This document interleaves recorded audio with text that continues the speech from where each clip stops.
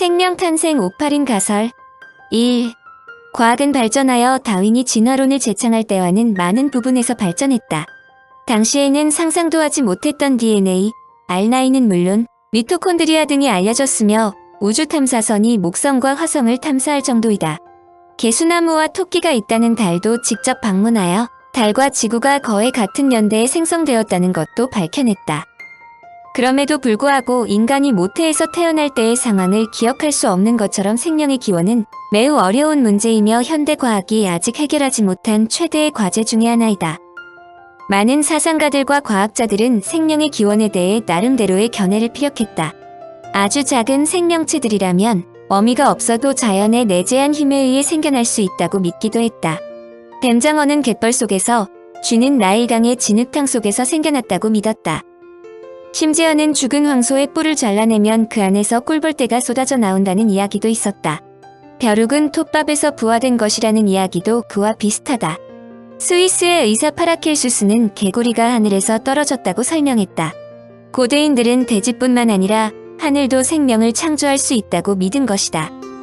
그러나 종의 기원 즉 다윈의 진화론이 자리잡기 시작하자 학자들은 진화론에 깊숙이 숨겨져 있는 수수께끼를 밝히는데 앞장서기 시작했다. 지구에서 최초의 생명은 어떻게 출현했을까가 풀어야 할 가장 큰 의문점이다. 이 행성에는 바다가 없다. 너무 뜨거운 물이 모두 증발해버리기 때문이다. 대부분의 지표면은 몽룡된 암석으로 뒤덮여 있다. 그나마 생성된 지각은 얇고 무르며 유동적이다. 유성들이 수소와 헬륨으로 이루어진 희박한 대기를 가르며 메탄, 암모니아, 수소, 일산화탄소, 이산화탄소, 질소가 뒤섞여 있는 지표면으로 떨어진다. 이런 상황에서 치명적인 자외선 복사가 태양으로부터 쏟아져 어떤 생물도 1시간 이상 살아남을 수 없다. 이것은 태양계의 다른 행성이 아니라 약 46억 년 전 우주 공간의 먼지와 가스가 모여 막 지구가 탄생한 직후의 모습이다. 이 뜨거운 지옥에서 생명이 출현한다는 것은 불가능한 일로 보인다.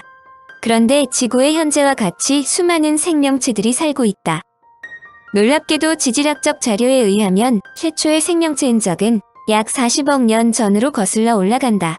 그것은 단세포 생물이었다. 암석이 녹아있던 원시스프 상태에서 생명이라 부를 수 있는 존재가 출현하기까지 어떤 일이 일어났을까가 가장 중요한 질문 중 하나다. 이 의문에 대한 답은 두 가지로 나뉘어진다.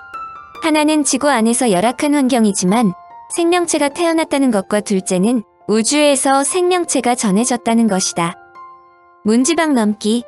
생명 탄생의 핵심이 되는 수수께끼는 문지방 문제다. 유기체의 분자들이 어느 한계 이상의 복잡성을 이루었을 때에 한해서 그것들을 살아있는 것으로 여긴다. 그래야만 그것들은 안정된 형태로 거대한 양의 정보를 암호화하고 자기 복제를 위한 청사진을 저장하는 능력을 지닐 뿐 아니라 실제로 자기 복제가 가능하기 때문이다. 문제는 어떻게 해서 평범한 물리과학적인 과정만으로 그 문지방을 넘어설 수 있을까 하는 점이다.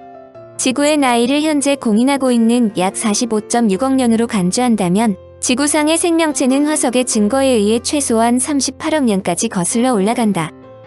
그린란드의 이슈아 지대에서 약 38억 년 전으로 거슬러 올라가는 암석이 발견되었는데 그 속에는 단세포 생물의 분명한 흔적이 나타난다.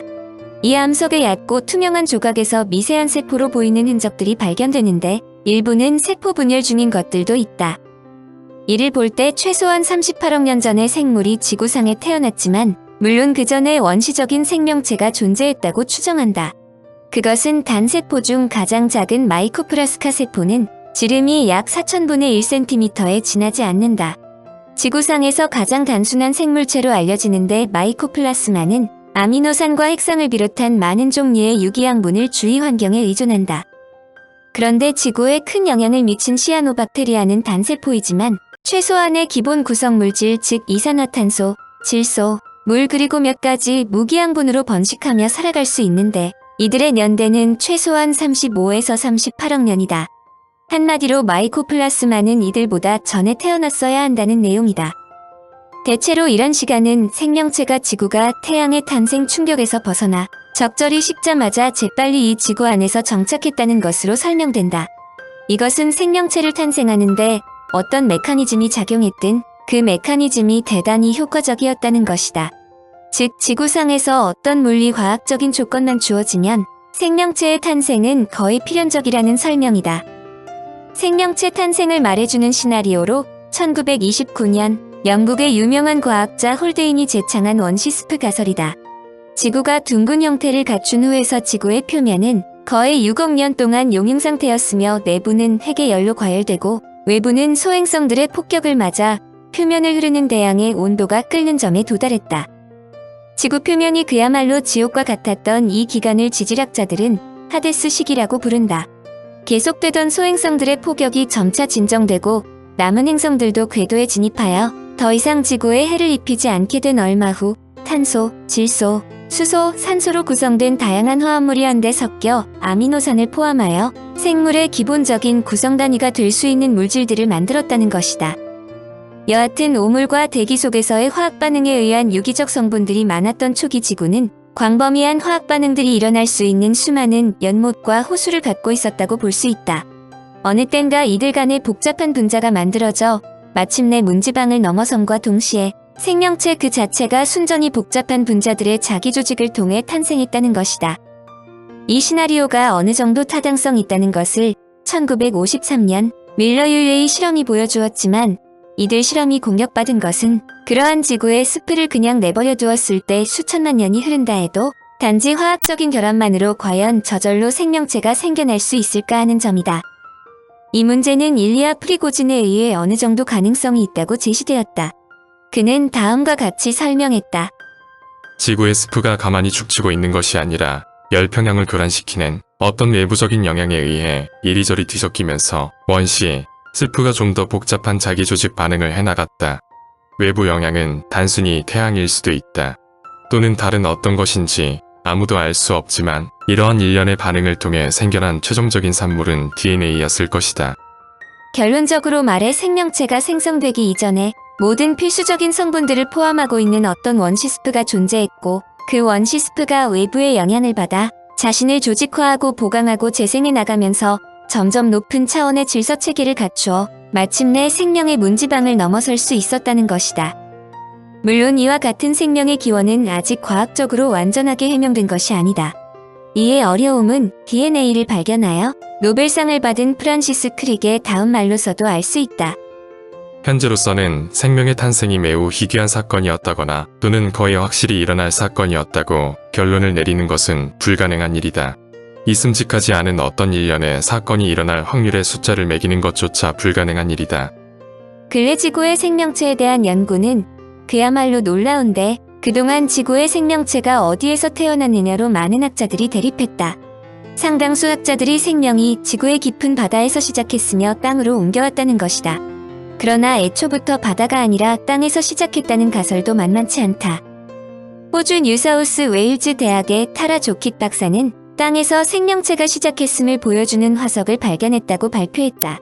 그는 34억 8천만 년 전 서부 호주 필바락 프레이튼의 오래된 드레서층해의 온천 암석에서 발견된 화석이 지금까지 지구상에서 발견된 미생물의 역사를 5억 8천만 년을 앞당길 수 있다고 기염을 토했다. 지금까지 지구의 가장 오래된 미생물 화석은 남아프리카 지역에서 발견된 것으로 27억 년에서 29억 년 전으로 추정되었다. 조킷 박사는 다음과 같이 말했다. 우리들이 발견한 놀라운 사실은 온천에 사는 생명의 기록을 단순히 34억 년 전으로 확대하는 것이 아니라 생명이 지금까지 생각했던 것보다 훨씬 더 이른 시기에 땅에서 거주했음을 보여준다. 조킷 박사는 이 온천 매장층에서 오로지 지상 온천에서만 존재하는 간헐석이 포된 것을 발견했다. 그는 이 온천 광상이 바다가 아니라 땅에서 형성됐을 것으로 판단할 수 있는 다양한 증거를 발견했다고 발표했다. 가장 중요한 증거는 땅에 있는 온천에서만 발견되는 간헐석이 나왔기 때문인데 지금까지 간헐석이 발견된 암석 중 가장 오래된 것은 4억 년 전의 것이다. 그는 필바라 온천 광상에서 동시에 녹조류 활동에 의해 생긴 파편상 석회암인 스트로마톨라이트도 발견했다. 또한 스트로마톨라이트 화석과 미생물의 흔적이 남아있는 공기방울도 발견했다. 공동 연구자의 한 명인 반 크란엔동크 교수는 당시 땅에 매우 다양한 형태의 생명이 존재했다는 것을 보여준다고 평가했다. 이번 발견이 지구상의 초기 생명에 대한 내용도 알려주지만 동시에 다른 행성에서의 생명에 대한 기원에 대해서도 중요한 암시를 제기한다. 이번 발견은 화성에서 생명의 기원이 어디에 있을 것인지를 암시하는 내용도 포함하고 있다. 왜냐하면 화성은 필바라의 틀에서 층과 유사한 시대의 온천 광상을 가지고 있기 때문이다. 화성에서 물의 흔적은 지구상의 옛 온천과 유사한 연못의 형태로 존재하는데 특히 화성의 컬럼비아 힐스 지역에서 그 같은 증거가 발견된다. 필바라 광산은 화성의 컬럼비아 힐스와 같은 시대에 형성됐으므로 화성에서 생명의 흔적을 찾는 데 기여할 수 있다는 것이다. 물론 현재로서는 생명체가 바다에서 태어났다는 것이 대세이지만 땅에서 태어났다는 주장도 완전히 배제되는 것은 아니다. 생명체의 기원 찾는 것이 간단한 일이 아니라는 것을 다시금 확인시킨다.